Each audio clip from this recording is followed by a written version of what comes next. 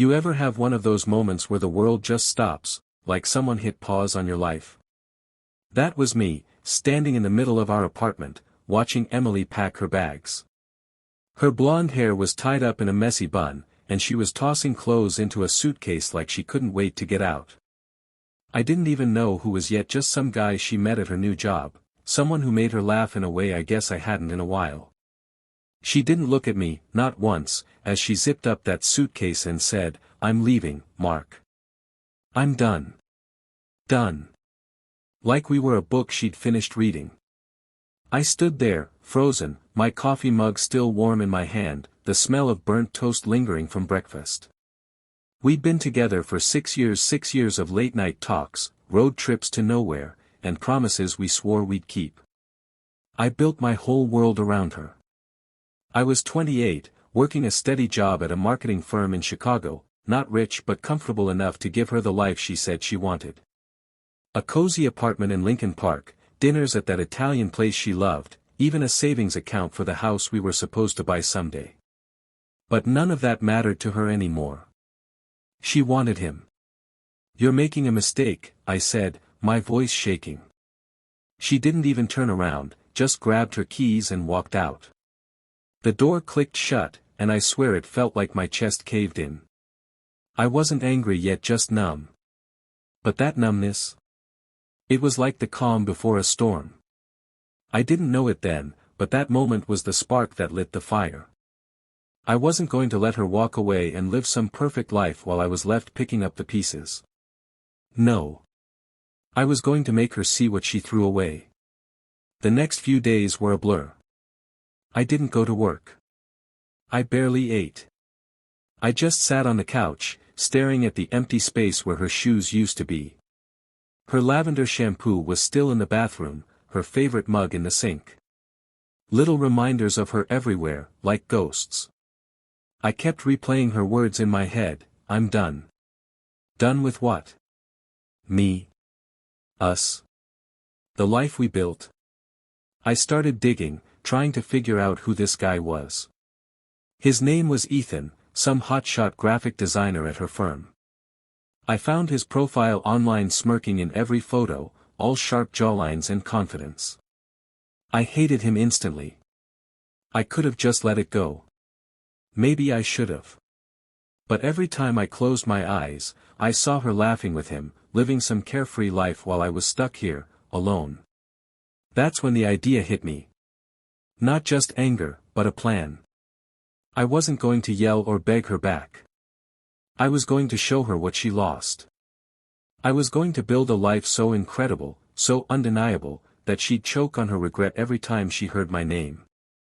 Revenge isn't always about destruction, sometimes it's about rising so high they can't look away. It started small. I threw myself into work, pitching ideas I'd been too comfortable to chase before. I stayed late, networked, schmoozed with clients. I wasn't just Mark anymore, I was Mark 2.0, the guy who was going to make things happen.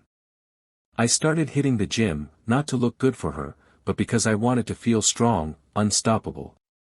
I even signed up for a cooking class, something she always teased me for being terrible at. Every step I took was a brick in the wall I was building between her old life and the one I was creating. But here's the thing, I wasn't just doing it for me.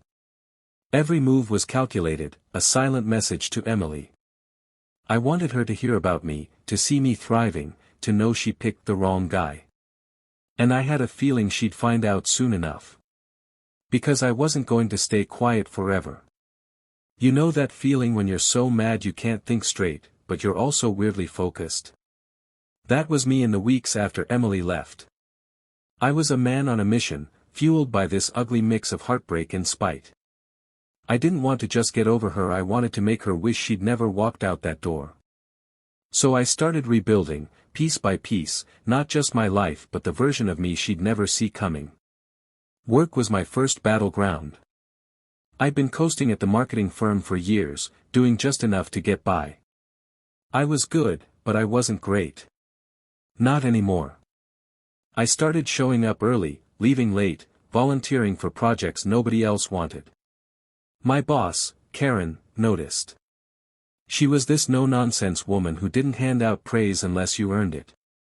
One day, she called me into her office and said, "Mark, what's gotten into you?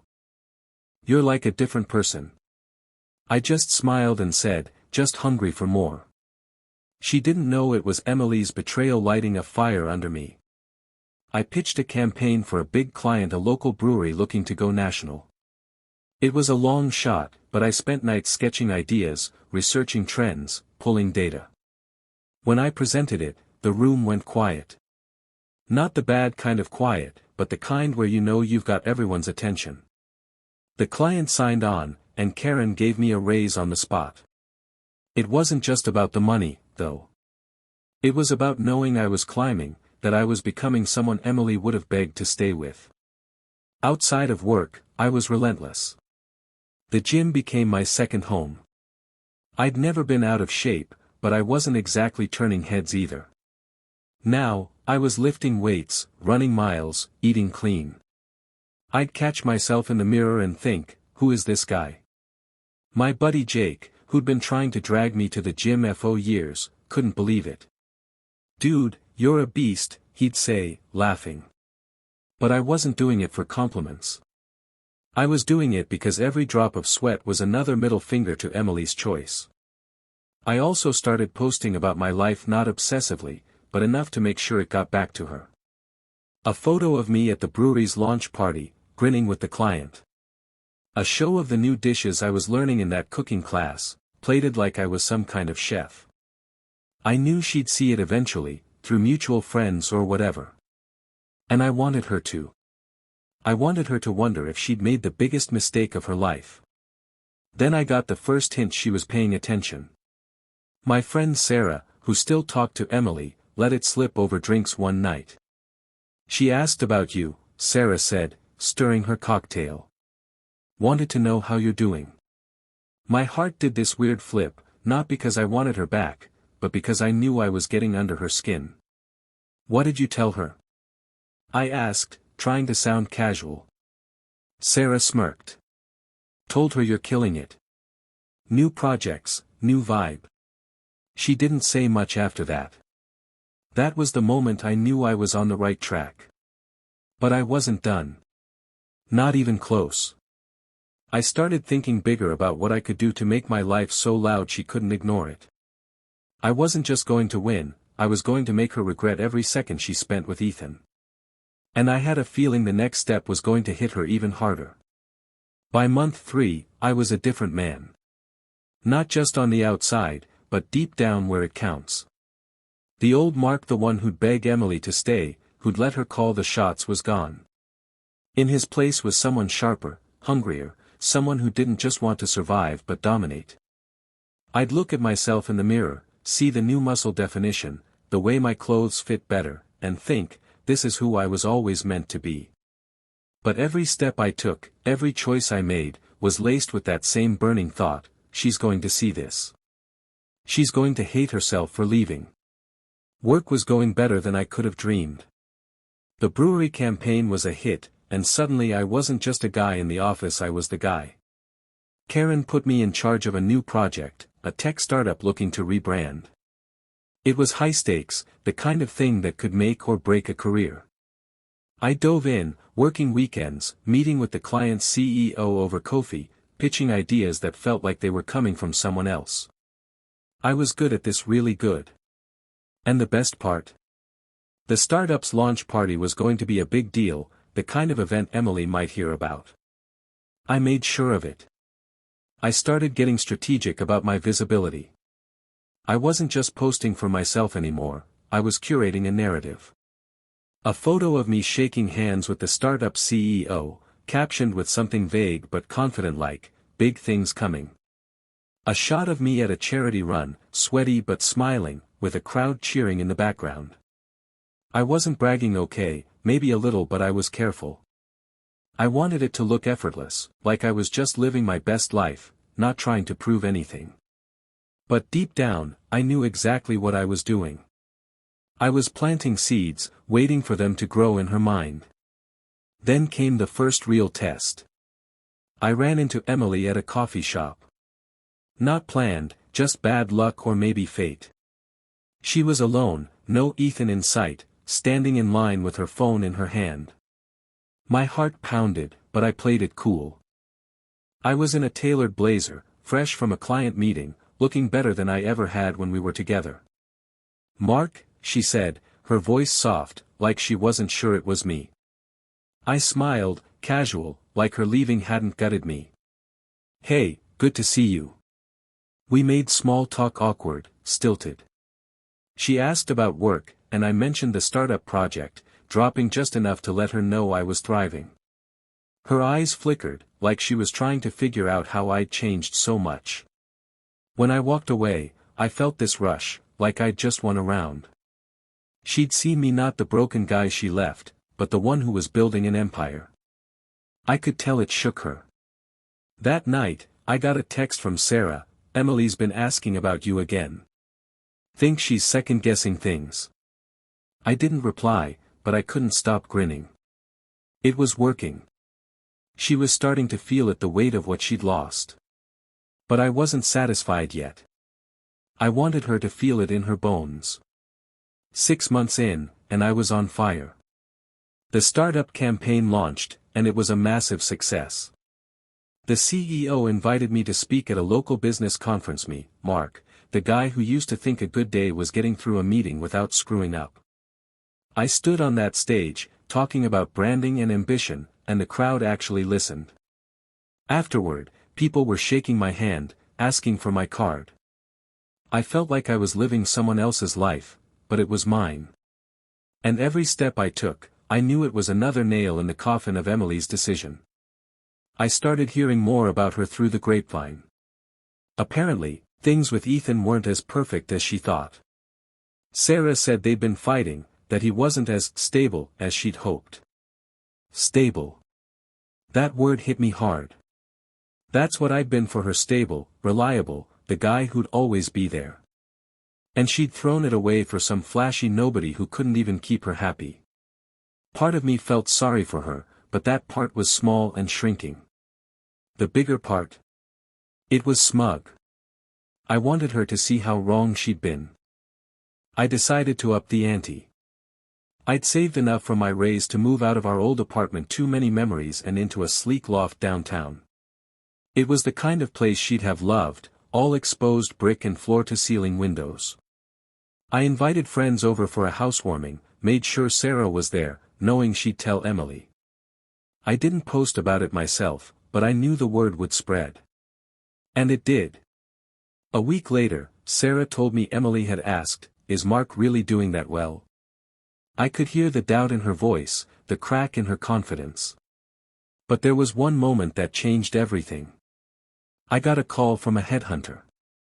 Some big agency in New York wanted me for a senior role, double the salary, stock options, the works. I hadn't even applied, they'd heard about me through the startup campaign. I sat there, staring at the email, realizing I could leave Chicago, leave everything behind, and start over as someone even bigger. It was tempting, but it wasn't enough. Not yet. I wanted Emily to see the peak of what I could become before I left her in the dust. That's when I started planning something bold, a move so big it'd be impossible for her to ignore. I wasn't just going to succeed, I was going to make sure she felt every inch of my victory. And I had a feeling she was about to get a front row seat. By now, I was a name people knew. Not famous, not like a celebrity, but in my world, marketing, Chicago, the circles we ran in, I was somebody. The startup campaign had landed me on a 30 under 30 list for the city, and I was getting invites to events I'd never have dreamed of a year ago. Every time I walked into a room, I felt eyes on me, people whispering, "That's Mark Evans." And I knew, somewhere out there, Emily was hearing it too. I decided it was time to make a statement. The brewery client was hosting a huge gala to celebrate their national expansion, and I was the guest of honor. Not officially, but everyone knew I'd been the brains behind their campaign. I rented a tux, got a fresh haircut, and walked into that ballroom like I owned it. The place was packed: executives, influencers, even a few local reporters. I worked the room, shaking hands, laughing, telling stories. I was in my element, and it felt good. Then I saw her. Emily, standing by the bar, holding a glass of wine. Ethan was next to her, but he looked out of place, like he knew he didn't belong. She was watching me, her eyes wide, like she was seeing a ghost. I didn't approach her, I didn't need to. I just kept doing my thing, letting her see me at my best. Later, Sarah told me Emily had been quiet all night, barely talking, just staring at me from across the room. She looked like she was going to cry, Sarah said. I didn't feel bad. I felt powerful. After the gala, I got another call from the New York agency. They wanted me to fly out for an interview. I said yes, but I wasn't ready to leave yet. There was one more thing I needed to do, one final piece to make sure Emily understood the full weight of her mistake.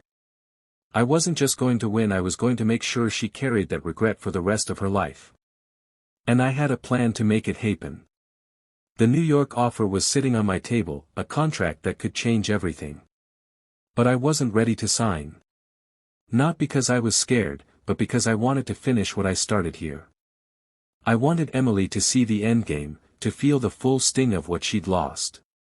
I wasn't just building a life anymore, I was crafting a legacy, one she'd have to live with. I started working on a side project, something I'd always wanted to try but never had the guts, my own marketing consultancy. I had the connections now, the reputation, the skills. I spent nights drafting a business plan, meeting with potential clients, building a website. I called it Evans Creative, and I poured everything into it. Not just because I wanted it, but because I wanted her to hear about it.